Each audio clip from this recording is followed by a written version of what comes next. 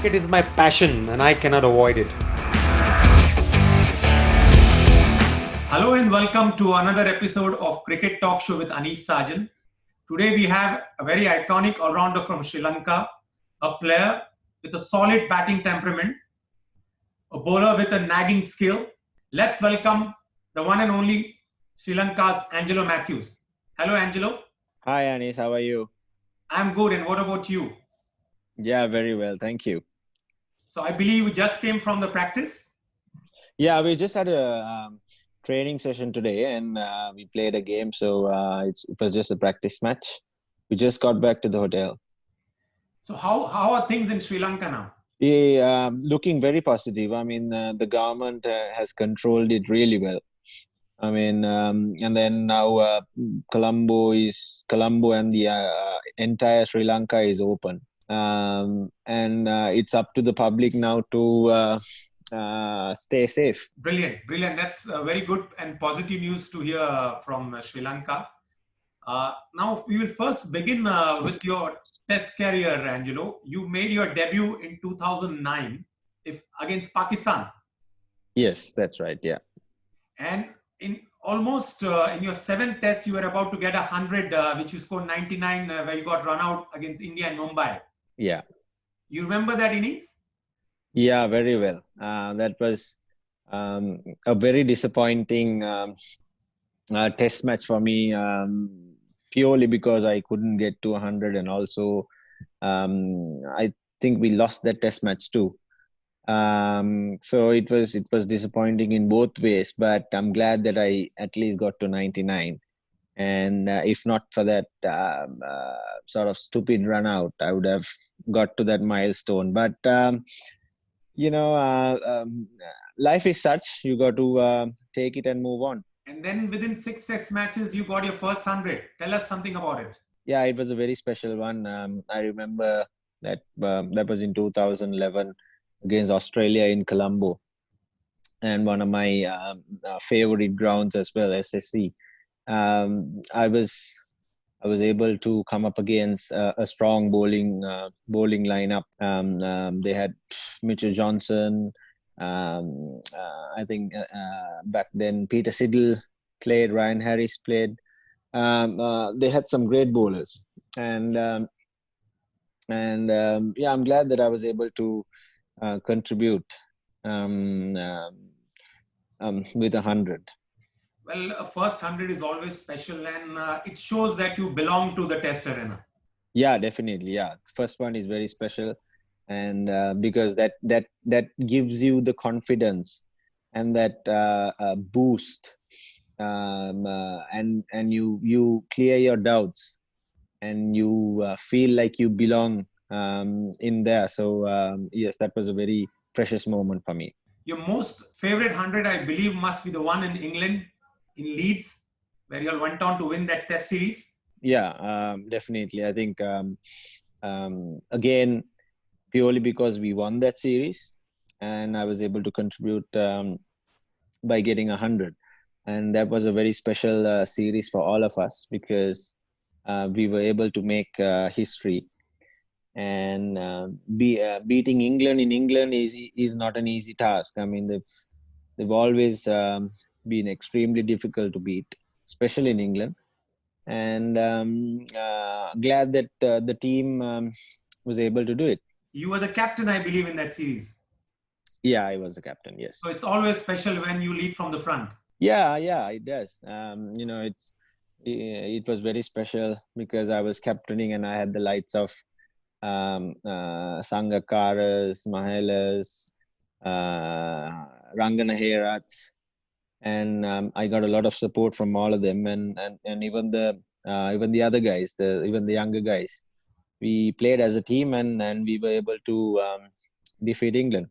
And I think the Test match which you all won, it went on to the last over when Aranga got that wicket. Yeah, both Test matches went on to the last over, and it flipped the other way around in the second match, because we were trying to draw the Test match in the first at Lord's, and luckily we were able to do that. But in the second Test, again, we were far behind till I think the third day, and then we got ahead of them, and then Dhammika Prasad bowled that brilliant spell, one of the best I've seen, to get 5 wickets in on the fourth day. Last session was a brilliant effort by him.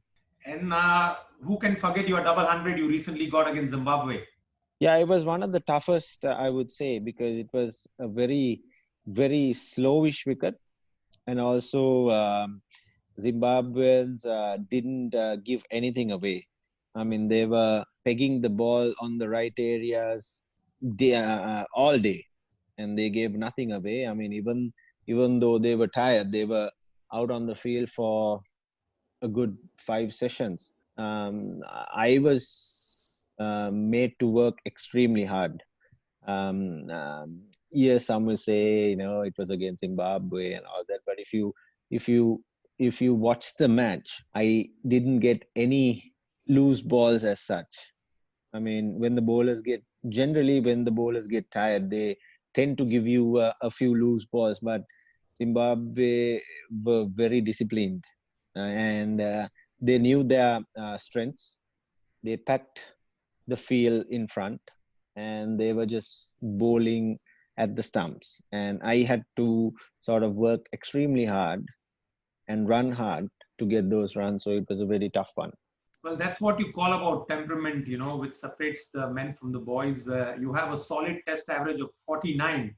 And anybody who has played 86 test matches cannot have an average of 49, doesn't have a temperament. Yeah, I mean, I believe that, I can adapt to the games. I think that is my main strength, whether it's 2020 or test or one days. I have proved to myself more than anyone else that I can adapt to any conditions and to any format. So, yes, I mean, I'm hoping to continue in the same manner in the next few years as well. So, let's see. Well, you're just 33 years old. You have enough cricket left in you. I'm sure, Angie, you will.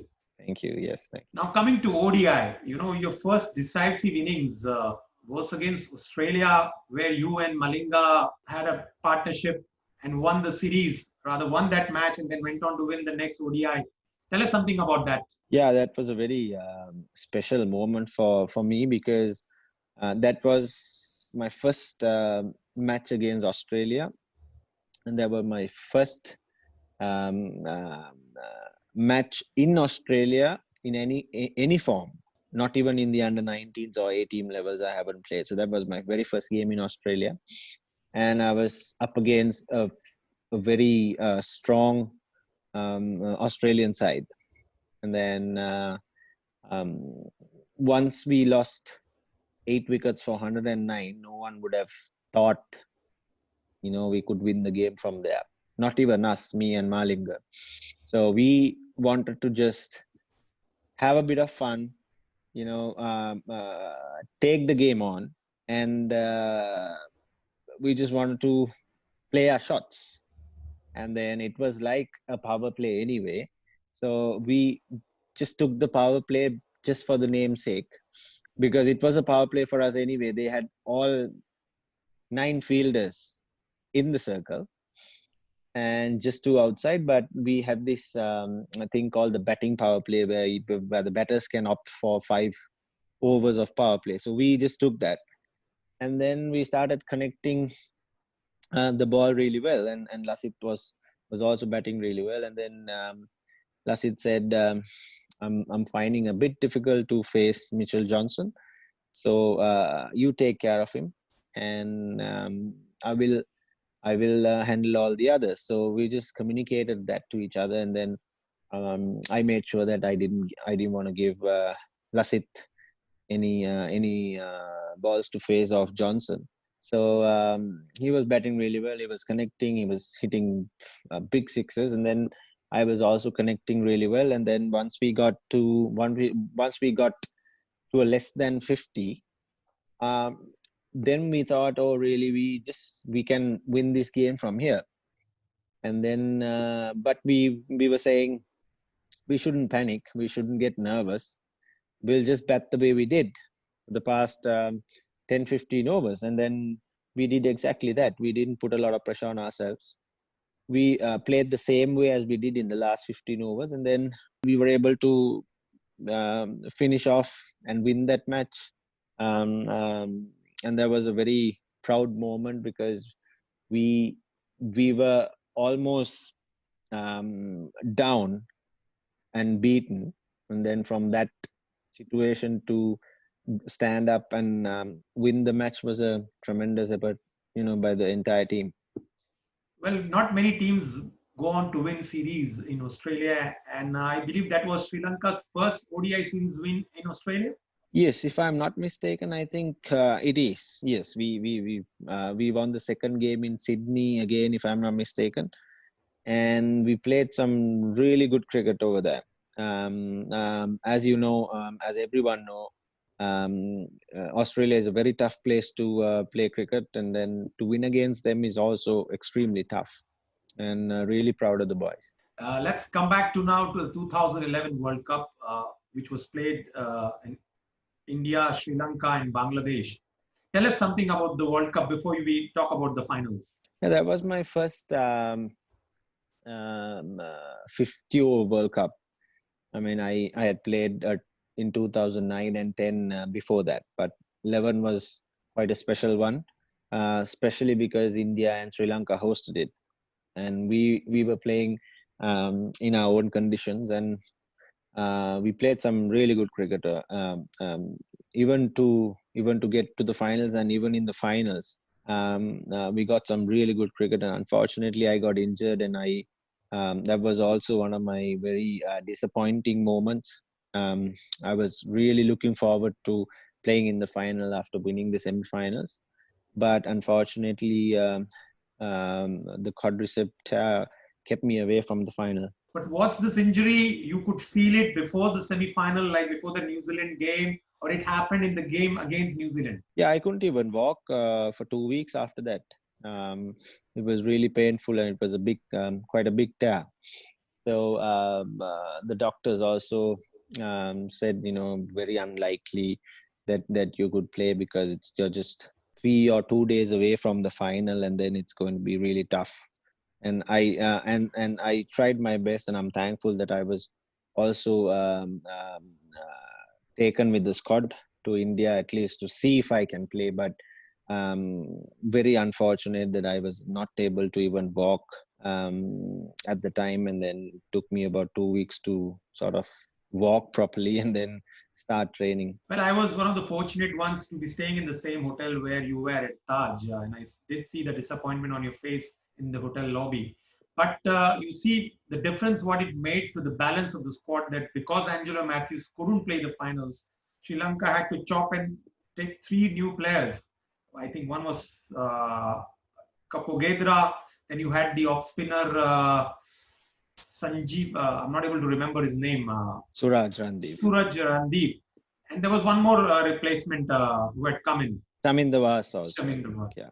So that much of balance you added to the team as an all-rounder, that you could bat, you could bowl, that X factor what Angelo had, Sri Lanka definitely missed in the finals. Yeah, I mean, more than myself, I think balance of the team is extremely important. And when you're going into a final, and then when one of your players get injured, I mean, especially an all-rounder, it gives a lot of headaches to the captain, coach, and the selectors.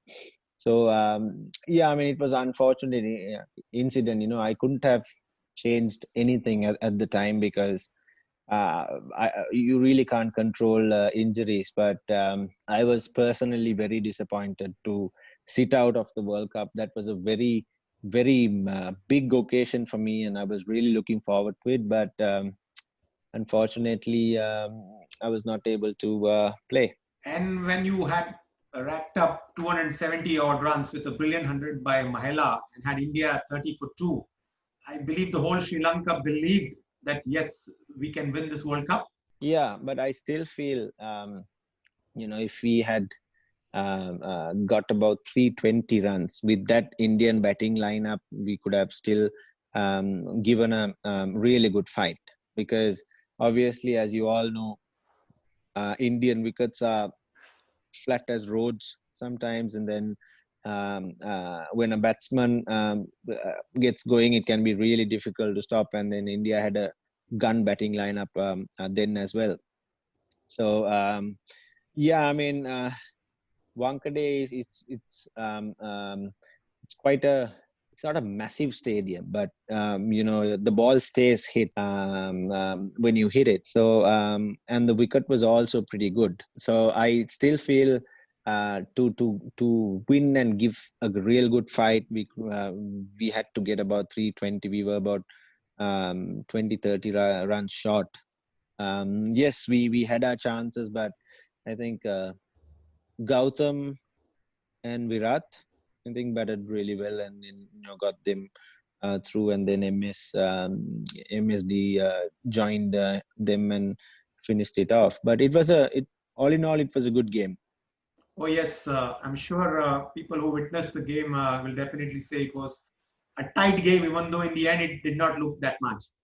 Now in 2014, as an ODI captain, you had almost 20 ODI wins out of 32. What sort of magic you did as a captain? No magic. I mean, there's an old saying saying that the captain is as good as your team. So I had a really good team. I had the likes of Sangakkara, Mahela, Dilshans, Rangana Herats, all these guys, and we had a quite experienced team back then, and I got a lot of support from all of them. And it's just that we were playing really good cricket. We had a lot of experienced guys as well, and who knew how to handle those situations. If someone misses, the next one will make sure that he gets a big one, and if that guy misses, then the following one makes sure that we had that experience, especially in the batting lineup.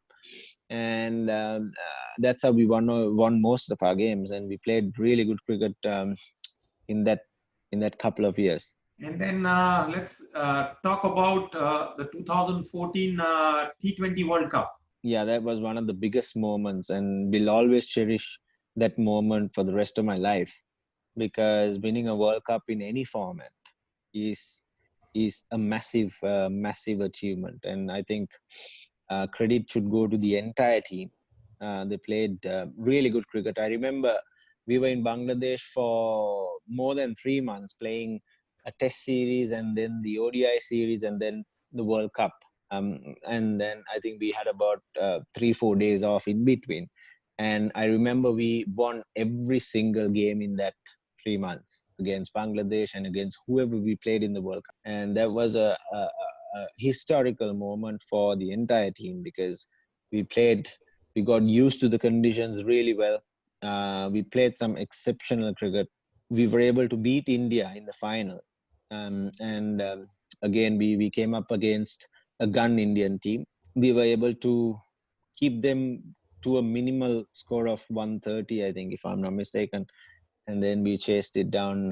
The wicket was also very good. And yeah, it was a very huge moment for all of us. Winning, as I said before, winning a World Cup in any format is a massive achievement. Particularly after the disappointment of the 2007 losing to Australia in the 50 over, then India, and then the 2010 to Pakistan, rather 2009 or 10 in England. 9. So after 3 times runner-up, you finally achieved what you all wanted. 4. In 2012, we lost to West Indies in Sri Lanka. Oh yes, who can forget that? So we played about from 2007 to 2014. I think we got into about 4 or 5 semi-finals and 3 or 4 finals, and then unfortunately we weren't able to cross the line. But that moment was a massive moment for us. So the jinx was broken. But then what happened to Sri Lankan cricket after 2014? What do you think, which actually, where you feel that Sri Lanka lost their way? When you lose 3 or 4 massive players at once, I think that creates a massive vacuum in the team. And then obviously the younger guys who try to fill their shoes will obviously take a bit of time, if not more time, because playing in international cricket is tough. We all know that. Hanging in there is even tougher. So it's a process. So it's always a learning process. It takes time to learn. It takes years to mature. I mean, except you get a couple of exceptional players, but it'll take a bit of time to sort of get used to. And then once you lose that feel of winning, it's really difficult to get back into it unless you play some real good cricket, and the confidence levels goes down. You start to feel you start to doubt about yourselves.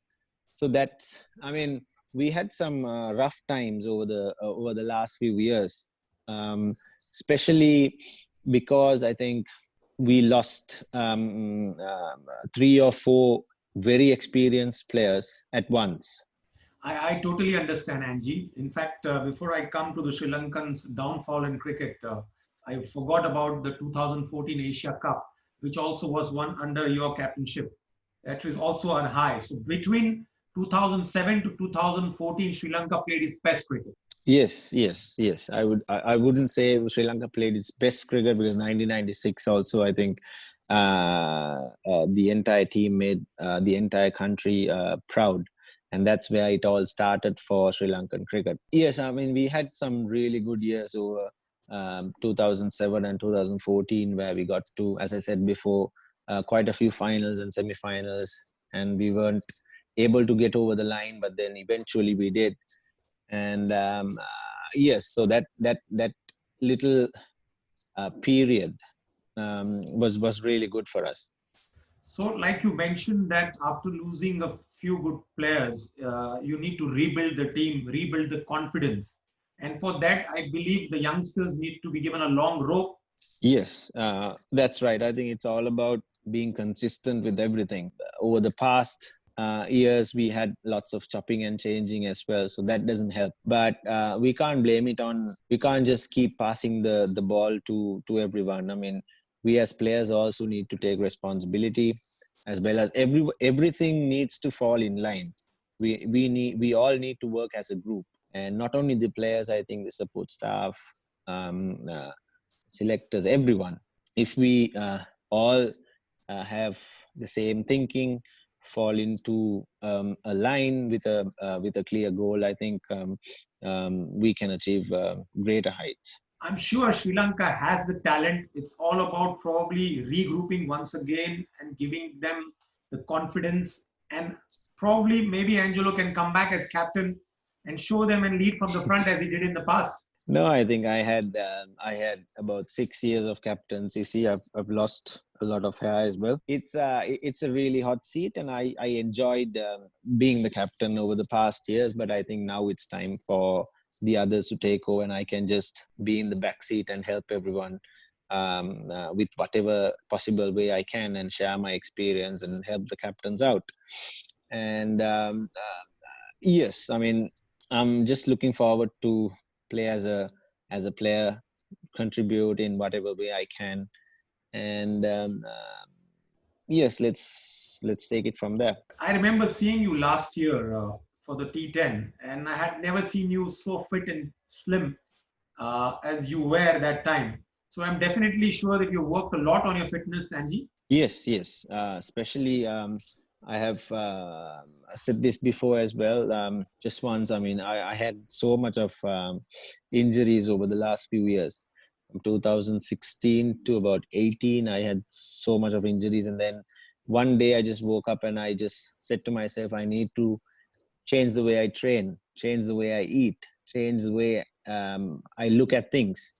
Because if I'm to continue, I need to change. And then from that day, I had a chat with my trainers, physios, and then I said I need to lose a lot of weight. I need to change the way I train. Yes, from there I took the challenge up, and then my trainers and the physios, they were all very helpful, and even the coaching staff, everyone, all helpful, and yes, from there I just continued the good habits.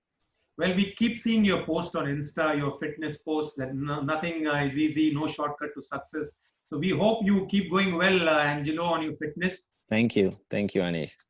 We've spoken about your Test cricket, ODI, and T20. I'll just round up with the quick fire questions, which will be interesting and make it a little more funny. Yeah.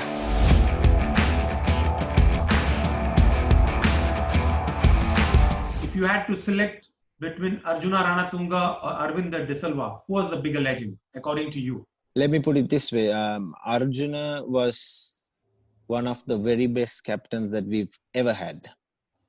He was obviously the World Cup winning captain who changed Sri Lanka cricket.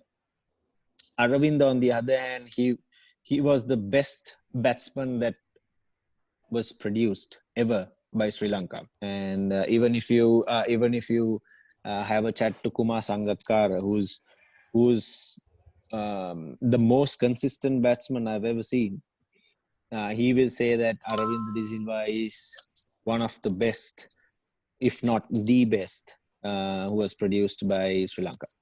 You had to select between Sangakkara and Jayawardene in your team, and you had only one slot. You're putting me on the spot now. Again, I don't think I can pick one because, as I said, I'm fortunate enough to play with these two guys for quite a long time. And as I said before, Sangakkara is one of the he was the most consistent batsman I've ever seen. His work ethic, everything was fantastic, and I learned so much from him. And also in terms of Mahela, he can single-handedly win you a game at any given day, and if he gets going, no one can. He's unstoppable. So I can't really pick. I would definitely have them both in my team. This should be easy for you. Virat Kohli, Smith, Root, or Williamson, the best batsman at the moment in all formats?